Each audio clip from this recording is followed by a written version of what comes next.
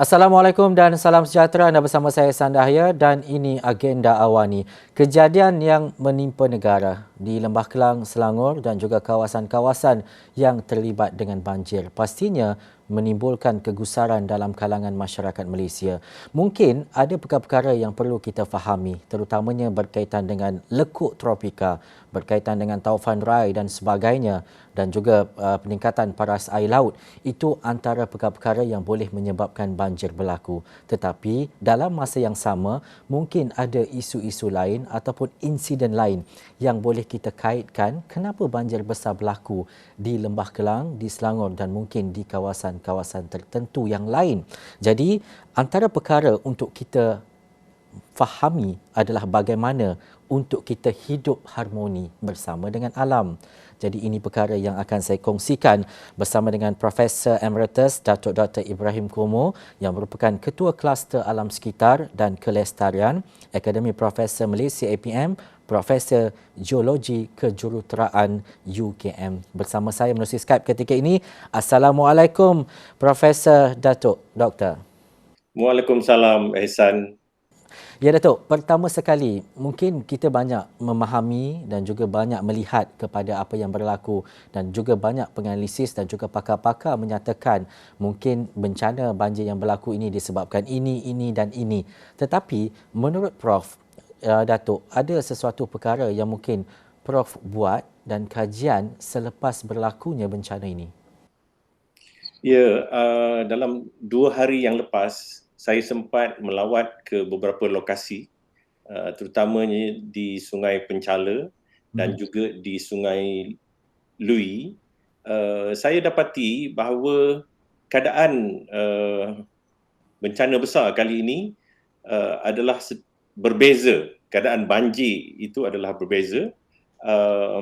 Saya boleh katakan bencana alam di Malaysia yang paling utama ialah banjir dan tanah runtuh.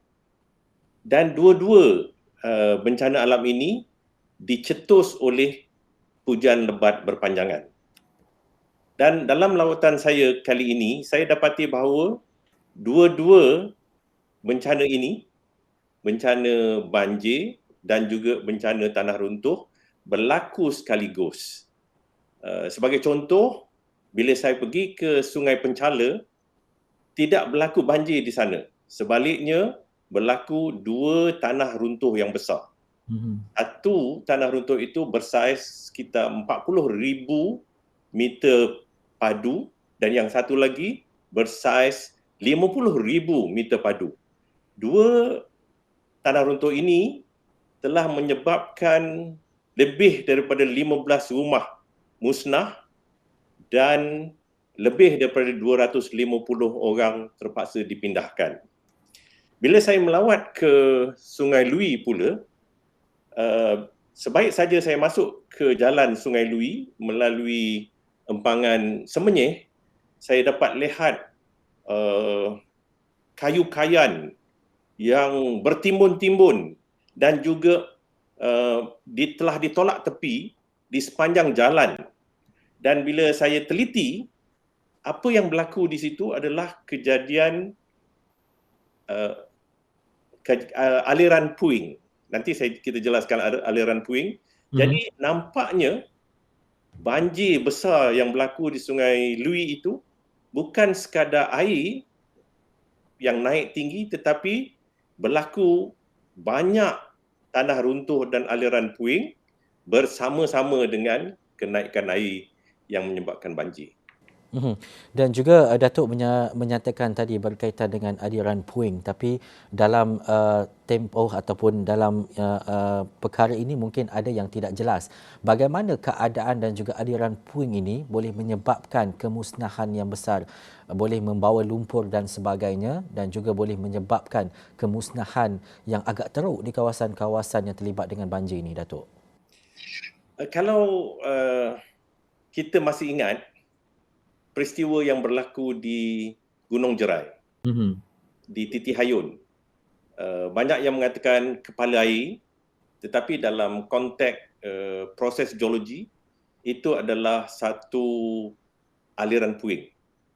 aliran puing ini berlaku apabila terjadinya tanah runtuh di bahagian pergunungan, di cerun-cerun sebelum sampai ke lurah. Jadi apabila tanah runtuh tersebut jatuh ke sungai dan pada ketika itu air di dalam sungai sudah banyak, maka pokok-pokok, kayu-kayan, bongkah batuan, lumpur dan air itu telah dibawa dengan laju sepanjang alur sungai.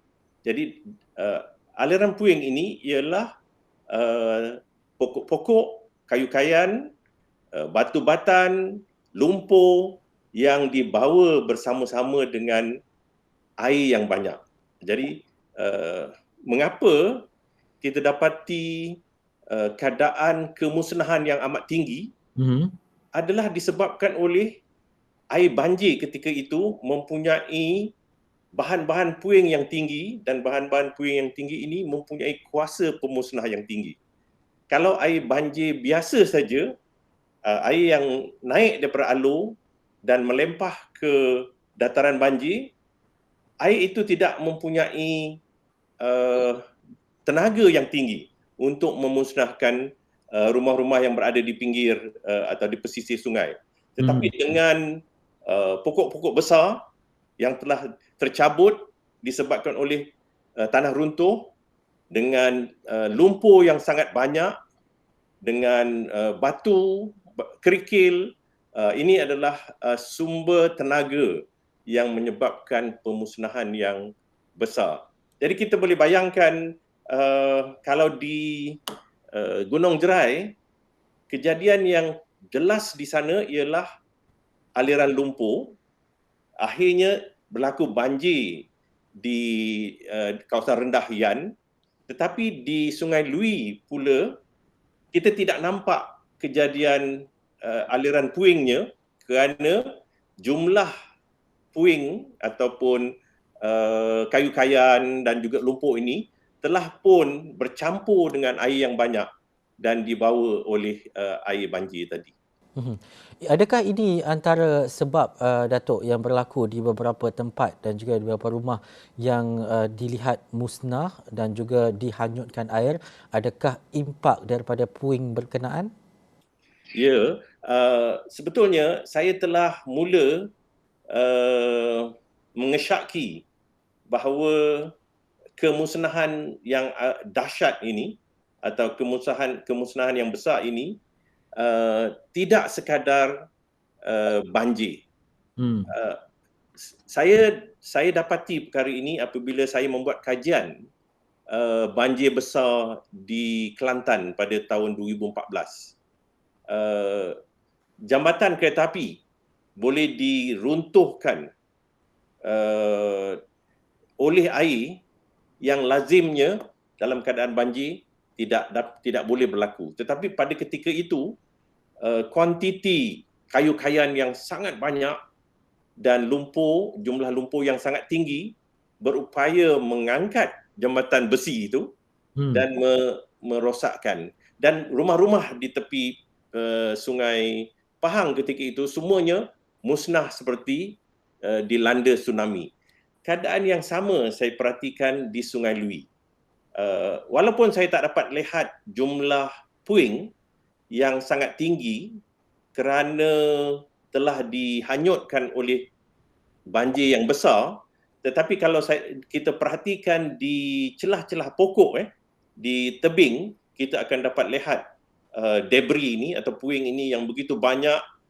Ada yang kereta tersangkut, motosikal tersangkut dan pelbagai benda tersangkut di pokok-pokok ini. Jadi itu adalah gambaran bahawa memang berlaku runtuhan tanah dan juga aliran puing yang menyebabkan kuasa pemusnah daripada banjir tadi. Datuk, silapnya di mana? Kenapa banyak puing? Kenapa ada kesan yang teruk ini? Dan mungkin ada kesilapan-kesilapan terdahulu yang berlaku, Datuk? Mungkin saya boleh bercakap dalam dua konteks ya. Dalam konteks yang pertama, aliran puing ini adalah fenomena biasa semasa hujan lebat dan dia berlaku pada hulu sungai tertentu, bukan semua sungai ya, hulu sungai tertentu. Keadaan geomorfologi, keadaan rupa bumi dan juga keadaan batu batan itu menggalakkan terjadinya aliran puing untuk setiap mungkin 20 atau 30 tahun sekali. Dan ini telah pun dikaji ya. Dan aliran puing ini adalah salah satu daripada bencana alam yang paling berbahaya, tidak mempunyai tanda-tanda awal dan di peringkat global aliran puing telah menyebabkan kematian ratusan ribu orang. Aliran puing berlaku atau tanah runtuh dan aliran puing ini berlaku kalau hujan yang turun berpanjangan, tak semestinya lebat, berpanjangan dalam masa 4 atau 5 hari. Dan keadaan yang berlaku pada masa sekarang ini, sebenarnya hujan telah mula turun secara renyai-renyai dan berterusan sejak 14 hari bulan Disember. Jadi kita ada 14, 15, 16, 17, 18 dan 19. 5 atau 6 hari. Jadi ini adalah masa yang sesuai menyebabkan kejadian tanah runtuh dan juga aliran puing secara besar-besaran. Dan konteks yang kedua itu bagaimana, Datuk? Dalam konteks kedua ialah aliran puing atau tanah runtuh boleh dipercepatkan oleh tindak tanduk manusia. Umpamanya pembersihan hutan ataupun disebabkan oleh pembalakan yang tidak lestari. Bila kita mendedahkan tanah dengan curahan hujan yang terus, maka terjadinya hakisan dan hakisan ini menggalakkan lebih banyak lumpur dan lebih banyak lumpur tadi mempunyai tenaga juga untuk menyebabkan terjadinya tanah runtuh atau tanah runtuh dan akhirnya berubah menjadi aliran puing.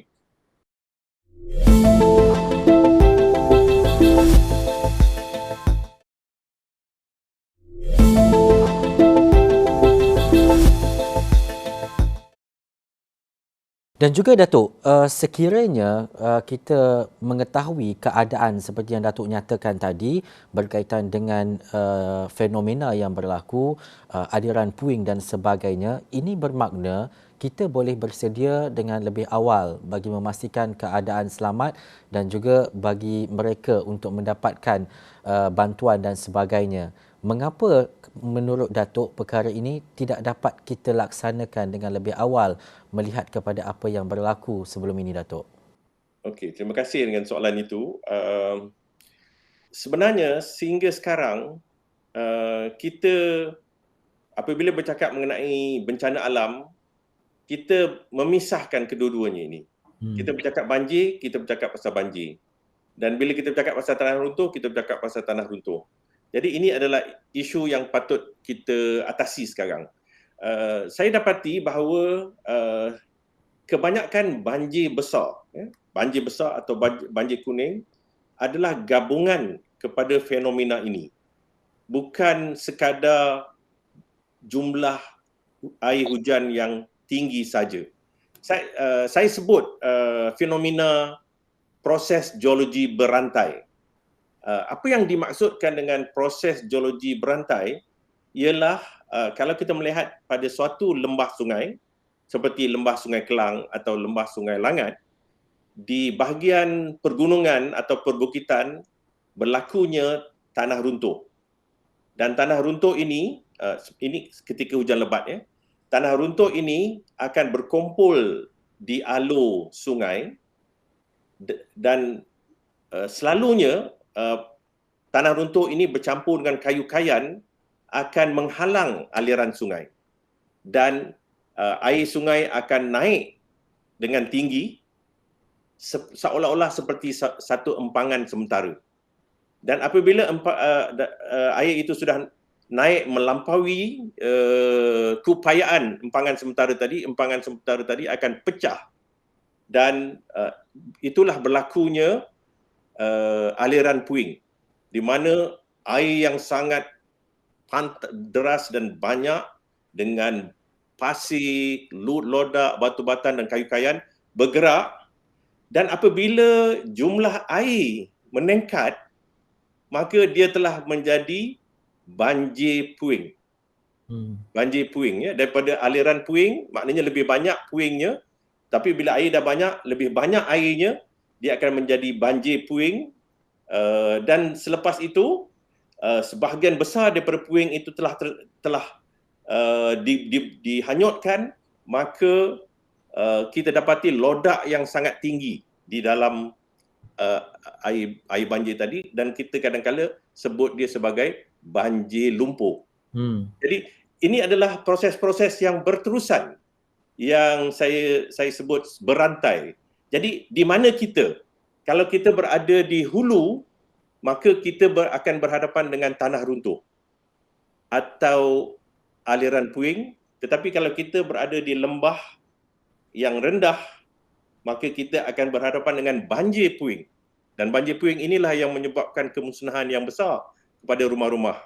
Dan apabila kita berada di hilir, di muara-muara seperti di Shah Alam atau di Kelang, maka sudah tidak ada lagi puing, semuanya puing telah dihanyut sampai ke laut atau tersangkut di pesisir sungai, maka kita akan berhadapan dengan banjir lumpur atau banjir. Jadi proses-proses ini perlu difahami, di mana kita, apakah proses-proses itu, dan tindakan susulan yang patut kita ambil adalah dengan memahami fenomena ini.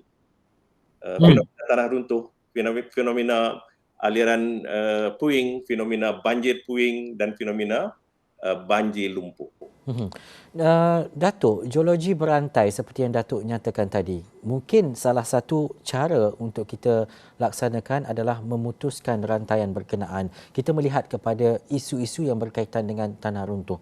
Apa yang boleh dilakukan bagi mengelakkan kejadian dan juga impak yang lebih besar disebabkan aliran puing itu, untuk kita sebagai rakyat dan juga masyarakat memahami bahawa tidak berlaku gejala ataupun insiden tanah runtuh ni, ekosistem memang dan betul, sebagainya. Memang betul, Ehsan. Di negara-negara maju, mereka telah mempunyai beberapa teknologi atau kaedah untuk memutuskan proses geologi berantai ini.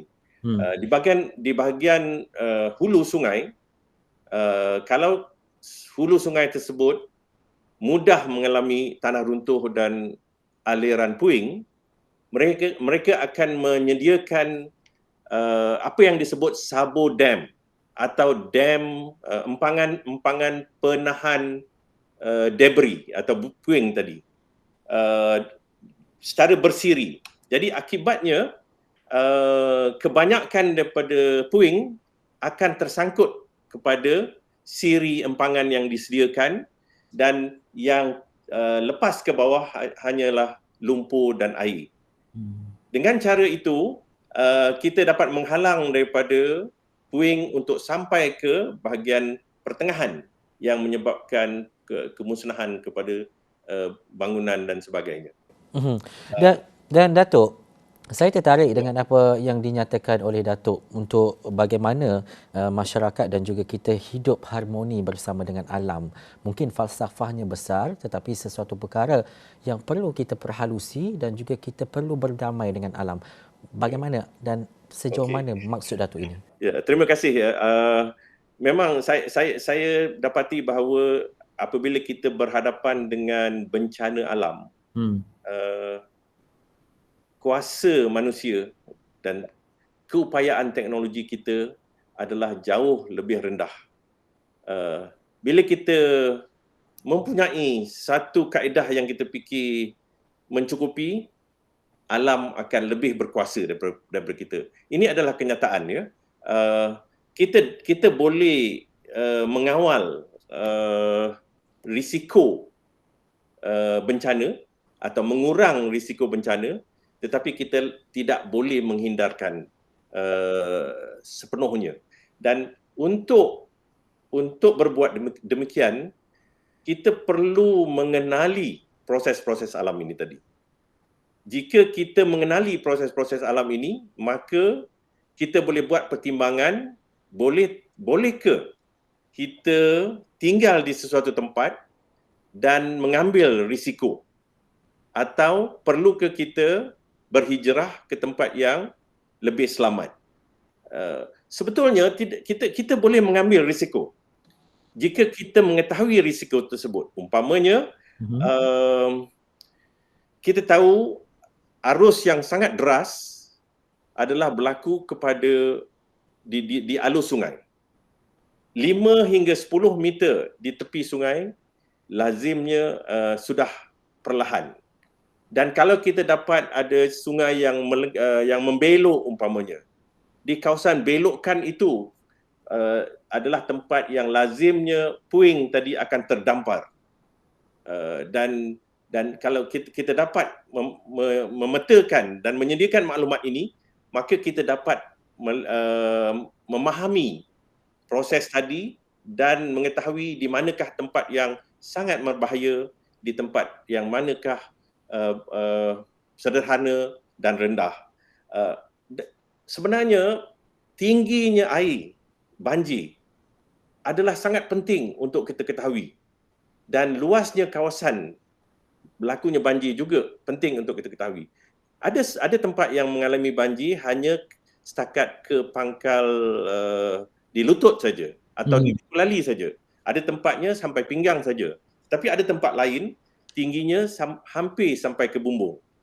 Oleh itu, kalaulah kita memahami di mana kita dan risiko itu, kita boleh bina rumah kita hanya beberapa sentimeter lebih tinggi daripada sekarang, atau kita boleh bina rumah kita dengan menggunakan tertiang yang tingginya 1.5 meter atau 2 meter dan kedudukannya jarak sedikit daripada tebing-tebing sungai dan tidak berhadapan dengan lengkaran-lengkaran sungai, maka kita telah mengawal diri kita sendiri. Itu yang saya maksudkan hidup bersama bencana.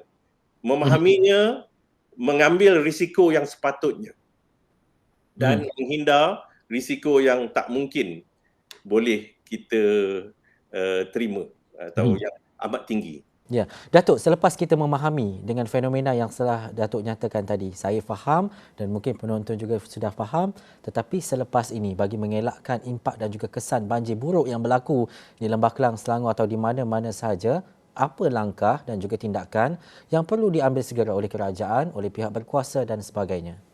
Ya, sebenarnya di dalam peristiwa bencana alam, apabila tercetusnya bencana alam, kita ada kitaran di mana kita terpaksa melakukan menyelamat mangsa. Ini mungkin mengambil masa beberapa hari hingga beberapa minggu. Selepas itu, kita mempunyai masa untuk membaik pulih, membersihkan rumah, membaiki rumah. Ini akan mengambil masa mungkin daripada beberapa minggu hingga beberapa bulan. Dan kita mempunyai masa yang lebih panjang, bertahun atau puluh tahun sebelum fenomena yang sama berulang. Pada masa itulah, pada masa selepas kita telah membaik pulih itulah masa yang paling penting kita gunakan untuk mengenali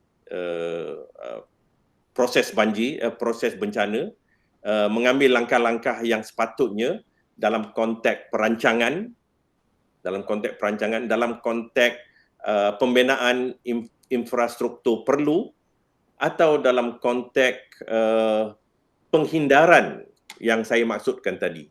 Jadi kita adalah sangat penting, ya, ini saya selalu tekankan, adalah sangat penting bagi agensi-agensi berkepentingan selepas ini turun ke padang, mengumpul seberapa banyak data yang boleh, memahaminya, membuat analisis dan sintesis, dan data itulah dijadikan pegangan untuk mengambil tindakan-tindakan penghindaran untuk banjir atau untuk bencana yang akan datang.